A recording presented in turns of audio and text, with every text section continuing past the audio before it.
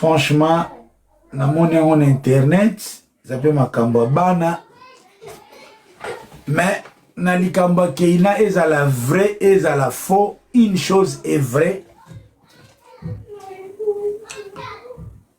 Mon neveu, le fils de ma soeur, c'est quelqu'un qui a une vie totalement contraire à Oyo Yonanga Toyebi.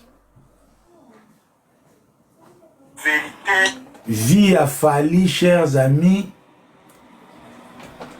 et sa vie moko contraire na Oyo Yonanga Toyebi. Donc, ce qui lelo, Keina a réclamé pension alimentaire insuffisante, ngana okamwade. Israël Mutombo.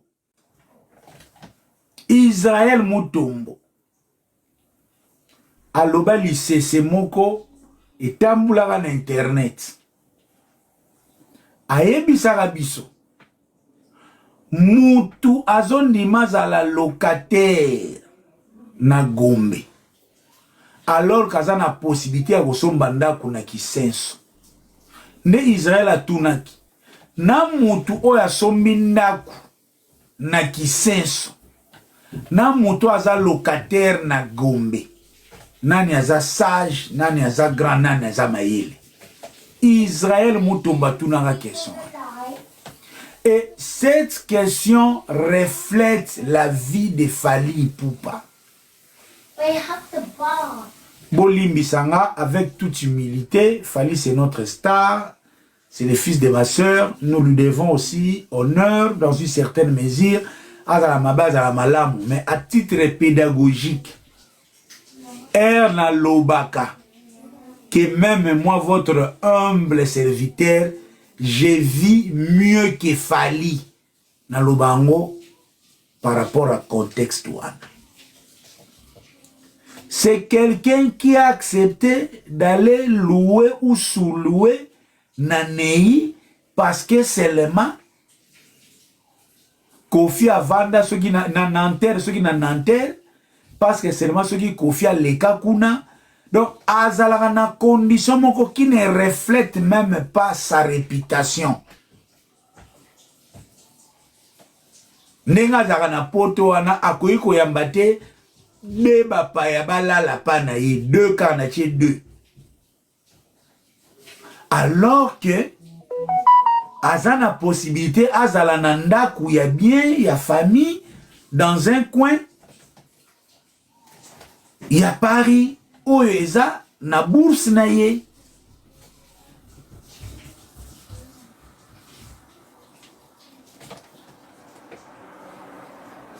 Donc, ozomona mutumoko il préfère batubaye bakeye avandaka na quartier IP ya Paris na condition ya mabe. L'essentiel batuba mona kaye ke avandaka na quartier ya bien à Paris. Que Azala na condition stable, ne fût-ce que pour sa famille. Les autres aspects, moi, tout le bango, ils ont sa vie privée naïe.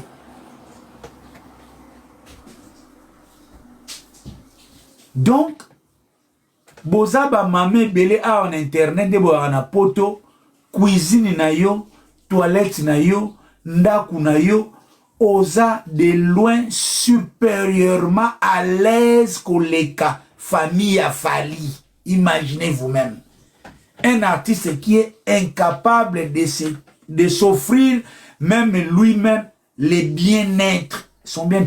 Or, bon moto muteza esika muto azalaka, esika muto alalaka, esika kotaka toilette, esika salaka makamune, ya babenga ngo domicile. Ya omona oteki ndako mususu boteki yango, ya omona bandako ebele ya famille, soko oteki yango. Moi, c'est dans mon business, c'est pour l'esprit de votre papa est là. Nabi lima, nabi lembo, na mabea sa, na bola mune, eza wana. Et si comme tu as c'est sa vie.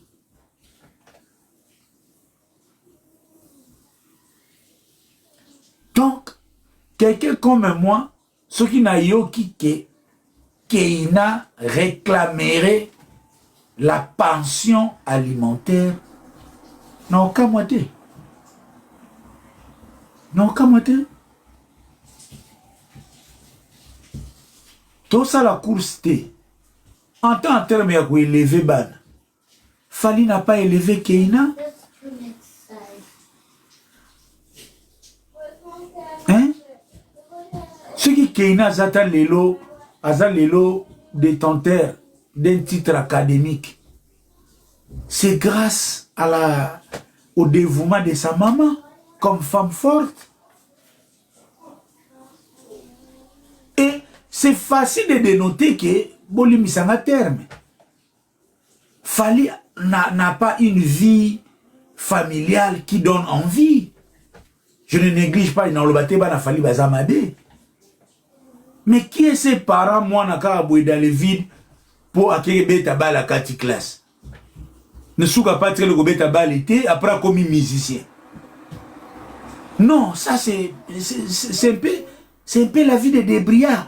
Ça, ce sont des vies qui dénotent que ce sont des enfants qui grandissent dans l'absence régulière d'un papa. Ici, je parle comme parents, ça nous arrive aussi. Aux anamoana, basali boye, boye, et à une esthétique, à une mécanique, mais aux boye, au lobby qui était, moi, na ofasi sa cursus scolaire d'abord. Il faut assis sa cursus scolaire avant à qu'il ne m'accabousse. C'est ça un parent.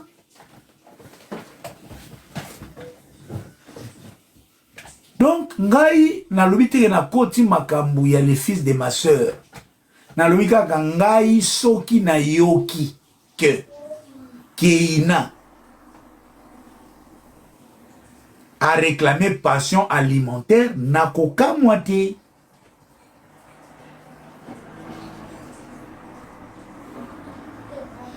Pour ndenge tozalaka boye to reflétaka ndenge to vivaka. On peut beau mentir les gens, mais to reflétaka qui nous sommes. Nakope Sabino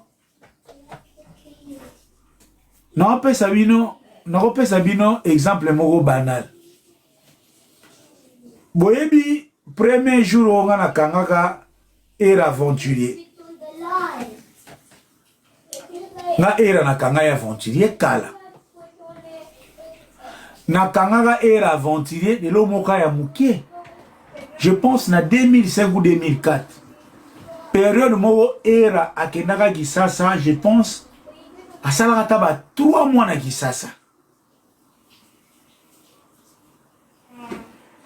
Or, un jeune de moins de 40 ans, je prends tous les pays d'Europe, et ça impossible à ça la 3 mois. Continue na Kisasa, s'il est responsable.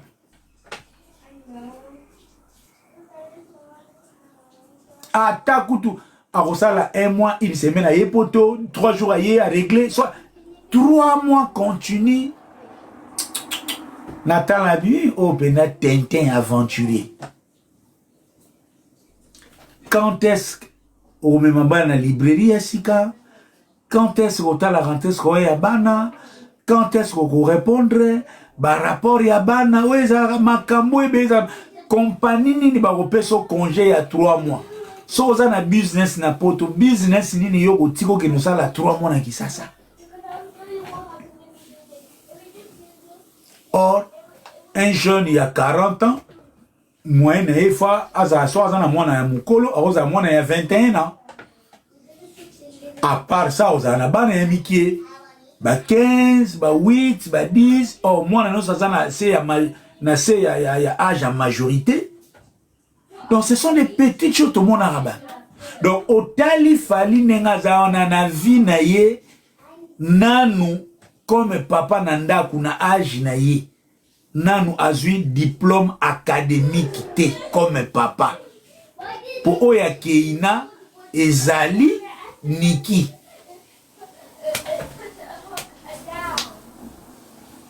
Mais c'est quelqu'un oya supposé vie naïe et comme qui déjà à l'abri des petits besoins il y a de cela 20 ans d'Iran. Ça fait 20 ans que Fally est supposé être à l'abri des petits besoins. Si vous moutez à bongo, vous voyez, ça va bien entouré.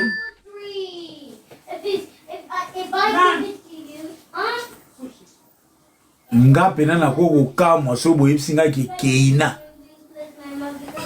Azo réclamer passion alimentaire.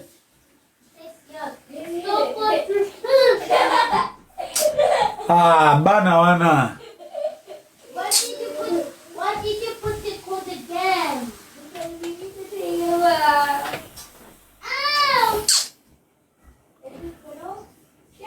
Bon, ngai namona utina tena kota badebana parce que c'est clair et net et bani nango ki artiste autozana et aza aventurier. Donc en principe Fally c'est comme un comédien, un metteur en scène. Il vend une autre image et il est une autre personne. Sur le bio se fier, sa cible ce sont des jeunes parce que les jeunes banamike bazana esprit critique te.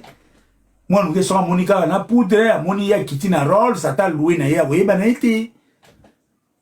Moi nous quand il a été que na pote ba louaka na montre, bon il na même sortir ba louaka montre, ba louaka voiture. Donc na pote si tu sors à Michel Rola Fally, tu peux te taper image à milliardaire, superstar comme tu veux, mais la réalité va toujours te rattraper.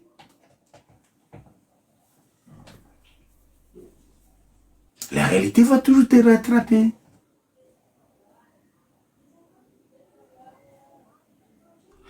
Yangwana même bozomona ememi biso na makambu ya Colette. Lokola bolinda suksana wana ata pendant 30 minutes avant na katananga. Yangwe ememi biso na makambu ya Colette. Merci Seigneur, makambu ya Colette oye. Juste car pour sauver l'opinion congolaise.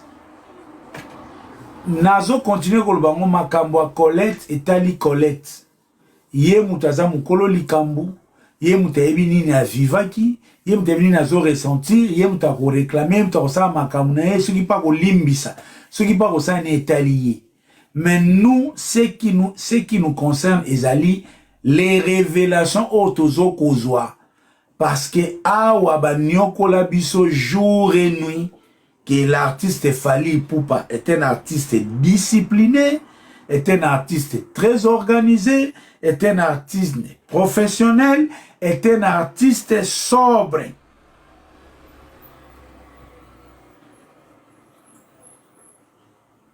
Mais Lelo, c'est un prédateur sexuel. Oyo. Tozana e liboso ya Colette. Ah, je pèse bien mes mots. C'est un prédateur sexuel.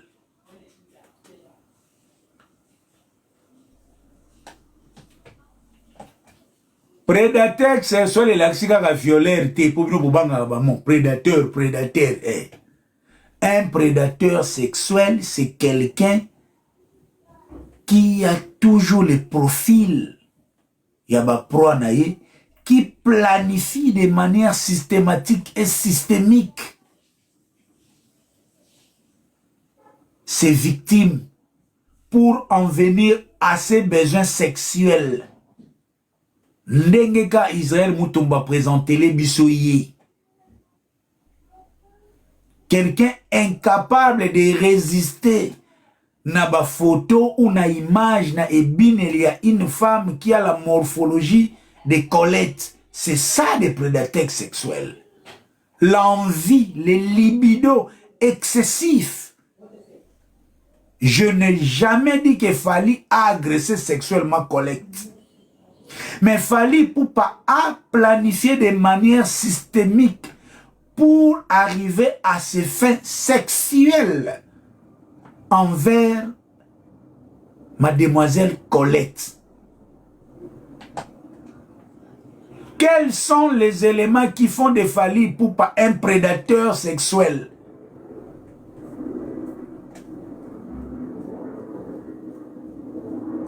la façon dont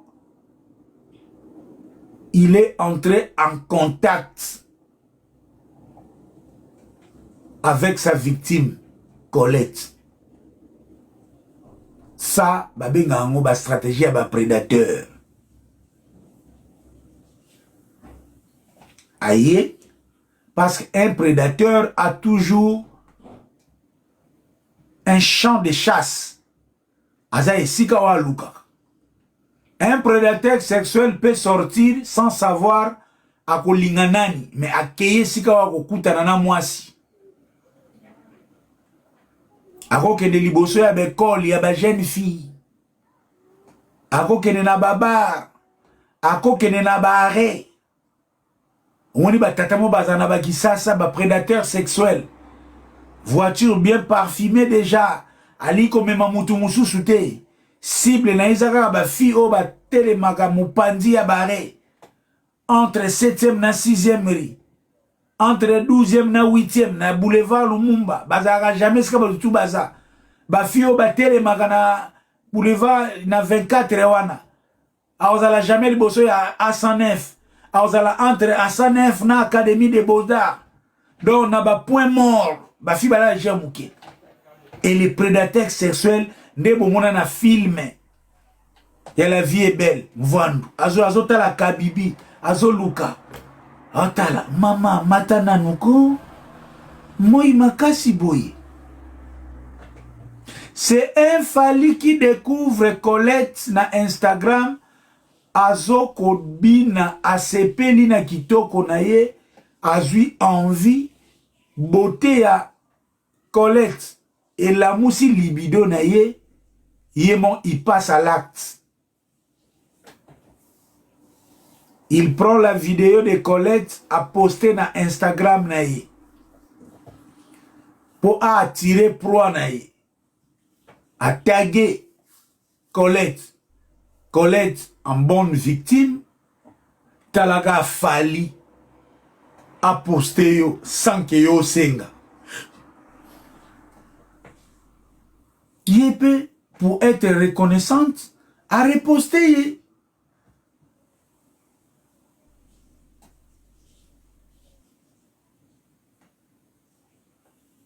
Allez, contact na Instagram. Tala ba action ba prédateur sexuel. Aebi ke na Instagram kuna moyen senga vidéo ezate. Parce que si ça ne dépendait que na ko aider fanatique pour la fondation, ko aider fanatique pour la passeport. Pourquoi to kende na snap?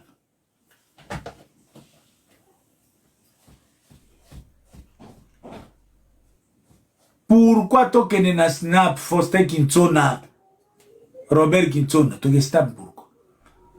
D'ailleurs, ce qu'il fallait à un prédateur sexualité, na demande il y a soutien ou collaboration fondation bien conseil la nganzembo tout à pas de patata pour la fondation ils a collé qui ça na ba toi fondation pour na passeport collé qui ça ba toi administration orchestre.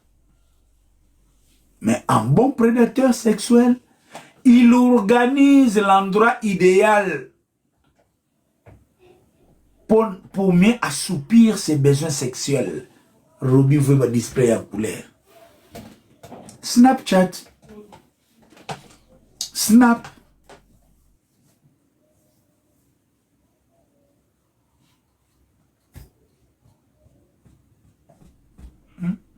Snapchat.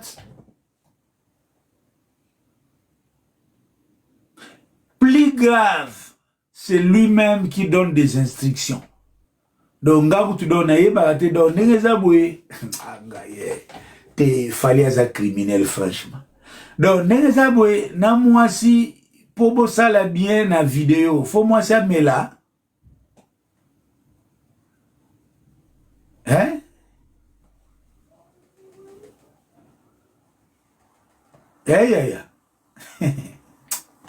Eh, te fallait à ébi débaucher. Donc, négazan, donc, yemo penazoya, zoa, melana nou vin, longola, salaboye, kende. et puis yoka donc même na voix na ena ba audio donc et si mungongwe komi lokola nani mise wa yemba na We Are The World alors We Are The World donc mungongwe konde ya Rambo onde mungongwa Rocky ce qui Rocky a kwena baka yes Fongola Colette et ça Bessa la qui ça donc accueilli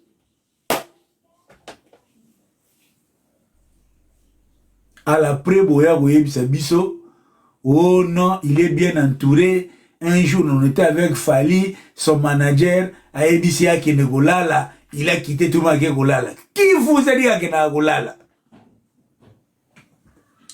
Qui vous a dit yake na golala?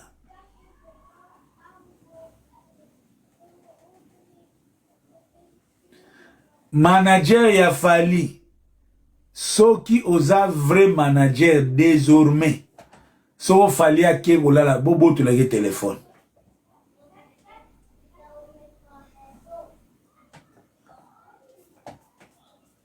Donc bref nga so nazo bengi prédateur sexuel nga bo sesa nga ba jeté nga naza soki nani Théo Alexis Weti je connais l'emploi objectif des mots.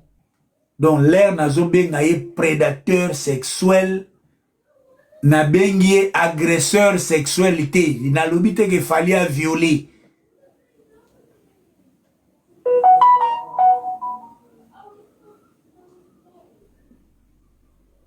Donc aux hommes na pena mutu azopesa. Et je suis très à l'aise parce que tout ceci eza bilo moza concordant. Soko yoki maloba ya Colette oyoki ba témoignage ya bana poto batana snap parce que l'artiste a beaucoup d'amis na snap. J'apprends même que parmi batu oyo ba confirmer que mutakala wanezaye il y a une fille abimaka Miss na Congo ayaka makambo ya Miss na poto atikala na poto ye mo fallait ska ya yebi Miss wana est passé par sa sœur ba yeko yebisanga tonton promo photo otozo mona ya munduki ya Fali ezaye ba yebi yango. Donc on mona na film ba criminel bozelo nga criminel boke na wana balabala na film ba cowboy bato ba yeba olaksaye. Je pris les images de Fali na lakisi ba quelques filles oh ya bima na bona snap ba confirmer ezaye.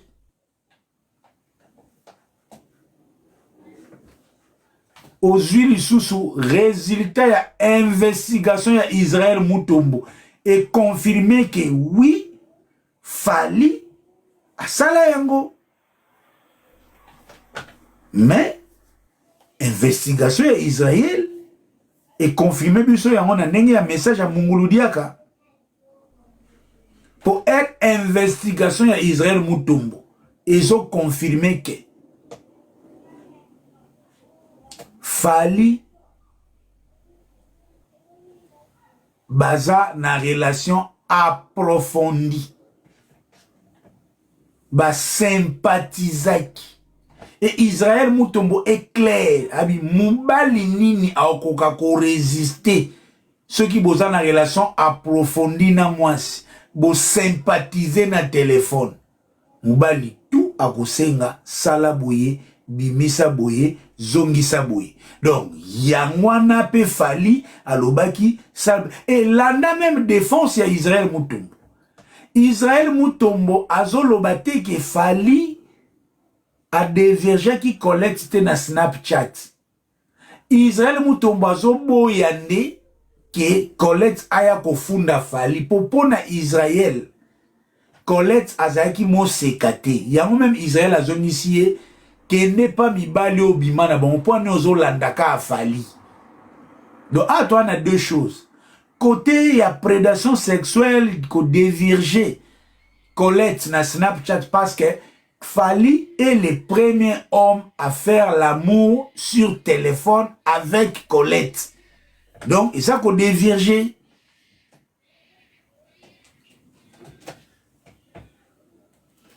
Landry Chomongo, bonjour. Bonsoir, Nayo. Waneza, résultat, il y a enquête. Il y a Israël Mutombo. Investigation. Oui, Israël Mutombo. Officier de permanence, maître plein. Il y a sur cette investigation, il a traité. Investigation, il y a Israël et la Kisi, Falina Colette, basée une relation approfondie. Et la Kisi, que Bazala qui ba sympathisaki. Et Yemoko Israël n'a rendu un résultat naïe. Alors que le péché de Fally, c'est d'avoir trop sympathisé avec Colette. Ça, c'est l'investigation qui reconnaît ça. C'est l'investigation qui reconnaît que Fally a péché pour avoir sympathisé. Et les résultats de l'enquête d'Israël Mutombo reconnaît que Fally est un faible, incapable.